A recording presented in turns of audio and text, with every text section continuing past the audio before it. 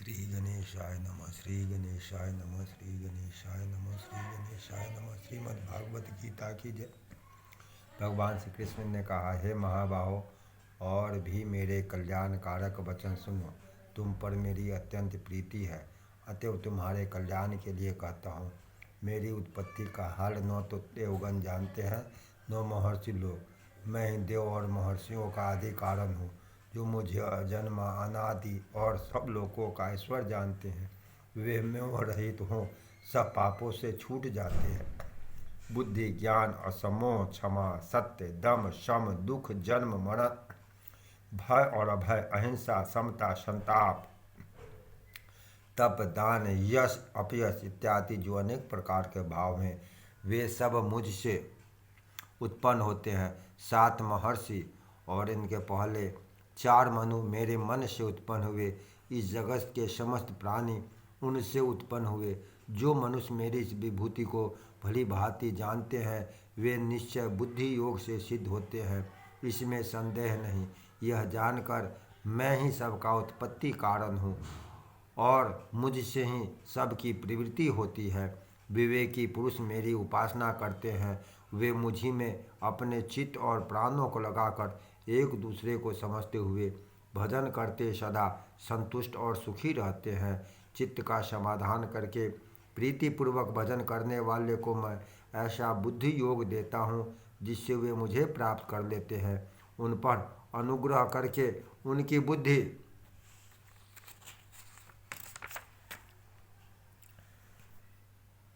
में स्थित हो। यद्यपि मैं अज्ञान से अज्ञान मूलक संसारी अंधकार का नाश होता है।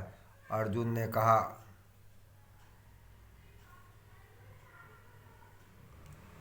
आप ब्रह्म हो, परम धाम हो, परम पवित्र, अचल और दिव्य पुरुष हो, आदि देव हो।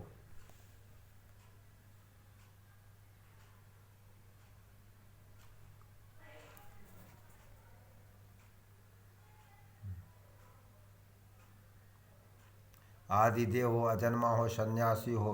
तुमको सब ऋषि, देवर्षि, नारद, असित, देवल और व्यास भी ऐसा कह गए हैं, और स्वयं तुम भी कह रहे हो। हे केशव, तुमने मुझसे कहा है सो सब मैं सत्य मानता हूँ। हे भगवान, देवता और दानव, तुम दोनों ने ही मेरे रूप को नहीं जाना। हे सब जीवों के उत्पन्न करने वाले भूतेश, हे देव जगतपते, हे पुरुषोत्तम, आप स्वयं ही अपने मन को जानते हो, अतएव आप अपनी विभूति का हाल पूर्णता से वर्णन कीजिए, जिनके द्वारा आप इन सब लोकों में व्याप्त हो रहे हैं। हे योगिन, हे भगवान, सदैव आपका चिंतन करता हुआ मैं आपको किस प्रकार से जान सकता हूँ? आपका ध्यान किन किन भावों से करना योग्य है? हे जनार्दन, कृपया अपनी माया और विभूतियाँ विस्तार से कहिए। इस अमृत रूप आपकी वाणी को सुनने से मेरा मन तृप्त होता है। भगवान श्री कृष्ण ने कहा, मेरा विस्तार तो अनंत है, तो भी मुख मुख विभूति को मैं तुम्हें सुनाता हूँ। हे गुरा के समस्त भूतों के अंतःकरण में रहने वाली आत्मा मैं हूँ। मैं उनका आदि, मध्य और अंत हूँ। मैं आदित्यों में विष्णु, प्रकाशकों में अनेक किरणों से विभूषित, सूर्य, मरुदगणों में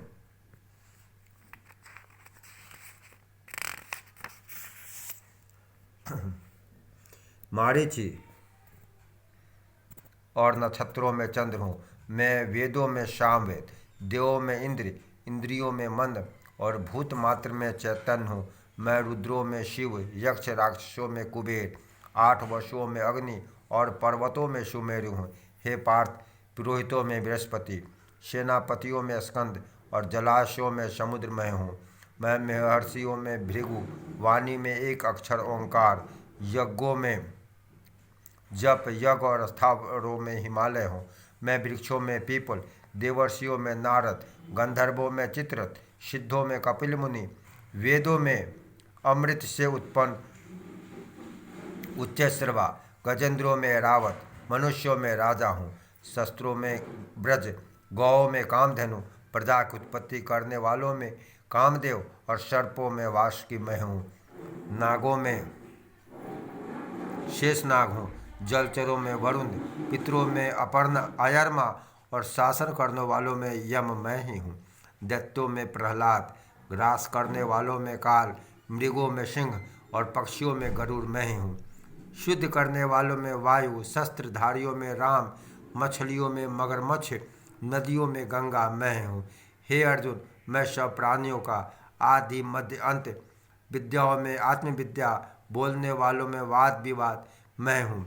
अक्षरों में आकार, समासों में द्वंद्व, अक्षय काल और चार मुख वाला मैं ब्रह्मा मैं ही हूँ। सबको हरने वाली मृत्यु, भविष्य में होने वाले पदार्थों की उत्पत्ति, स्त्रियों में कीर्ति, लक्ष्मी, वाणी, स्मृति, मेधा, घृति, क्षमा मैं हूँ। श्याम वेद में बृहत श्याम, छंदों में गायत्री,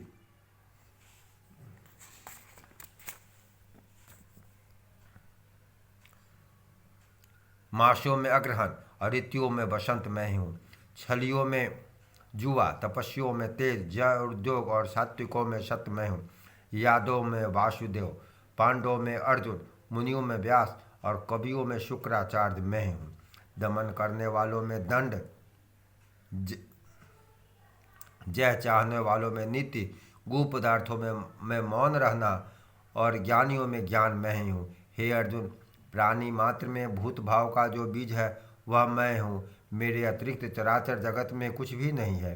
हे परम तप, मेरी दिव्य विभूतियों का अंत नहीं है।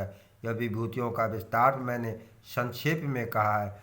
जो वस्तु ऐश्वर्यमान, शोभायमान और यशमान है उन्हें मेरे तेज ही के अंश से उत्पन्न हुआ जानो। अथवा हे अर्जुन, इस ज्ञान से तुमको क्या प्रयोजन है?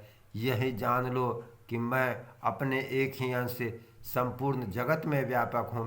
प्रेम से बोलिए श्री गीता महात्म्य की जय।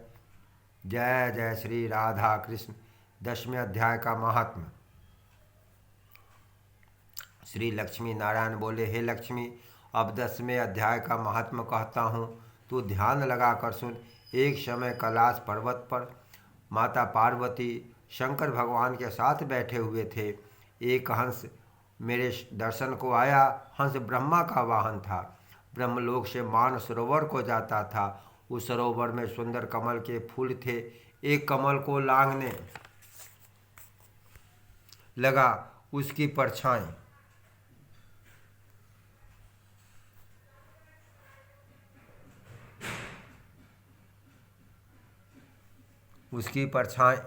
पड़ी। वह हंस अचेतन काला हो गया, आकाश से गिरा। तब उसी समय उसी मार्ग से एक गण आया। हंस को गिरा देखकर गण ने कहा, हे स्वामी, यह हंस आपके दर्शन को आया था, श्याम वर्ण होकर गिर पड़ा। गण मेरी आज्ञा से हंस को ले आए। हमने पूछा, हे हंस, तू श्याम वर्ण क्यों हुआ? हंस ने कहा, हे प्रभु जी, मैं आपके दर्शन को आया था। मान सरोवर में कमल फूले थे, मैं उनको लांघ कर आया। उससे मेरी देह श्याम वर्ण हो गई, आकाश से गिर पड़ा। कारण जानता नहीं क्या हुआ। यह सुनकर शिव जी हंसे। आकाशवाणी हुई, हे शंभु जी, कमलनी से पूछोगे वह कहेगी। कमलनी ने कहा, पिछले जन्म में मैं अप्सरा थी, नाम पद्मावती था। पिछले समय श्री गंगा जी के किनारे एक ब्राह्मण स्नान करके गीता जी के 10वें अध्याय का पाठ किया था। एक दिन राजा इंद्र का आसन चला। तब इंद्र ने आज्ञा करी, तू जाकर उस ब्राह्मण की तपस्या भंग कर। आज्ञा पाकर मैं उस ब्राह्मण के पास गई। उस ब्राह्मण ने मुझे श्राप दिया, हे पापिन, तू कमलिनी हो जा। और उसी वक्त मैं कमलिनी हो गई। अब मैं गीता जी के 10वें अध्याय का पाठ करती हूँ, इसी से मेरा तेज है। मुझको लागने वाला काला होकर अचेतन हो जाता है। तब हंस ने कहा, कैसे मेरा काले से श्वेत वर्ण होवे और तू इस देह से छूटकर देव देवी पाए। तब कमलनी ने कहा कि कोई गीता के 10वें अध्याय का पाठ सुनावे, तब उद्धार होगा। तो उस पंडित ने उस सरोवर में स्नान कर शालिग्राम भगवान का पूजन कर 10वें अध्याय का पाठ किया। उसे और हंस और कमलिनी ने सुना, तब उनका उद्धार तत्काल हुआ। हंस श्वेत हुआ और कमलिनी द्वे कन्या हुई। प्रेम से बोलिए गीता महात्म्य की जय। जय जय श्री सीताराम।